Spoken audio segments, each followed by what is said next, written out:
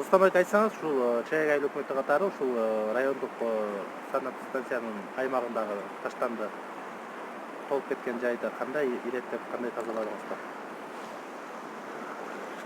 Эмне дейм, бул эми жана Жумгалда Теме көчөсүндө, Шаршембай Алчиев көчөсүндөгү жанагы санэпстанциянын бет маңдайында жер мусор аябай көп болуп кетиптир. Канча жылдан бери тазаланганын билбейбиз. Кече ушул жерин тазалаттык, бир күн кечке иштедик. Трактор 2 машина иштеп 12 машина таштанып чыгардык ушул жерденчи. Мына бүгүнкү күндө таптаза кылып өзүңүздөр көрүп атасыңар. Жерин баары таптаза кылып тазалап, түртүп, бүт баарын тазалап бердик. Эми ээлери бар экен бул жерлердин. Менчик жерлер экен. Ээлерин айттык, эми жериңерди карагыла, таштан төкпөгүлө деп.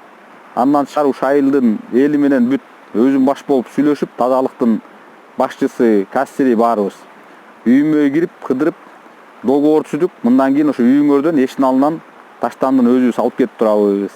Ар бир жуманын 3-күн сайын келмей болуп да, среда күнүчү. Среда күнү келип, ошенди алабыз. Айттык, бияка төкпөгүлө. Бүт мына Жумгал суунун жээги болуп атат, бүт сууга төгүлүп атат. Буга чейинки төгүлгөн мусоруңар мейли, мындан кийин төкпөгүлө, биз убагында тазалап туралы депчи. Мына өзүңүз көргөндөй мына таптаза бүт баары. Ал эми тиги ошол 3 кишиге бөлүнгөн экен да, бул жер менчик жер экен. Ал кишилер кандай тозобуз деп эме кылдыбы? Эми айттык, ал ээлерин чакырдык, бардык айттык. Жериңерди тоскула, бөлүнгөн участок экен силерге. Тамсалла, тамсалбасаңар тоскула, таза кармагыла депчи. Мен мына өзүңүз көрбөдүңүз, кече көрүшү 12 машина чыкты ушул жерденчи. Бир күн кечке иштедик да. Бул эми качантан бери жатканын билбейбиз. Эми ушундан кийин айттык, мына тазалап бердик, эми ушундай таза кармагыла депчи. Жерди таштандыга айланткан үчүн ошол тургундарга кандай бир чара көрүлөбү? Ким тарабынан көрүлөт? Эми бул келсе эле айтат, бул эл төгүп койгон эме, биз билбейт экенбиз. Биздин үйүбүз бөлөктө, баягы бөлөк жакта жашашат экен, алып койгон эле жер экен да. Анан элге шылтап эле, анан биз эми элдин баары менен түшүндүрмө ишин кылып чыктык мына.